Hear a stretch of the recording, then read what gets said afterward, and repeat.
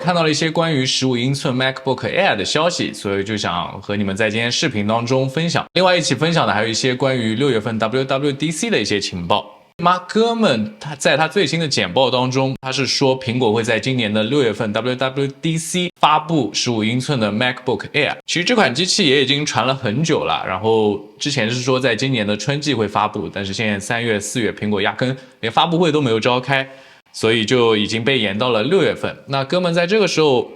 有这样的情报的话，那我觉得还是增加了一些真正6月份能发布的概率的。那有新机器虽然是好事情，但是哥们也在他的简报当中说了，苹果很不可能在这次15英寸的 MacBook Air 当中使用 M3 芯片，注意是不可能使用 M3 芯片，也就是说它会继续保持和现在的机器一样用 M2 芯片。其实我觉得这对于很多人来说，也包括我自己啊，就是一个很失望的一个做法，因为我相信很多人等这个大屏幕的 MacBook Air 也是不光是因为它屏幕大，也是为了它下一代新的芯片嘛，至少我自己是这样的，所以我其实是挺不理解苹果为什么要这么做的。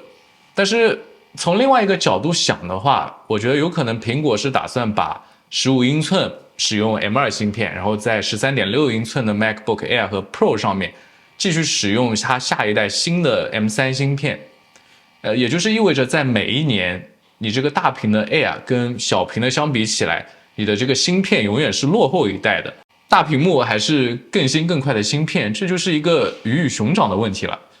我只能说库克不愧是你。那会和15英寸 MacBook Air 一起发布的还有 macOS 14，不过哥们也说了 macOS 14和现在的版本相比不会有什么特别大的改变。那说到 WWDC， 其实还有一个消息我觉得是挺有意思的，那就是苹果也会在这次的这个 watchOS 上面做一些比较大的更新。那我们看，根据哥们的说法是 watchOS 会有一个很主要的更新，包括一个显示界面上的一个更新。其实苹果这么做我是完全能够理解的，一方面这毕竟是一个10周年版本，也算是一个里程碑了。另外一方面就是苹果在这几年，特别是今年啊，根据现在的消息，今年要发布的 Apple Watch 9并不会在硬件上或者健康功能上有什么很大的改变。那既然硬件上它没有找到更新或者突破口，那只能在软件上下功夫了，以此来刺激消费者对于购买新一代 Apple Watch 的欲望嘛，这个完全可以理解的。然后我看了一下，也有网友对于这个不同的显示界面的 watchOS 还挺期待的，因为他觉得现在的这个 Apple Watch 的显示界面有点单调和无聊了，所以他希望能够看到有更多这种动态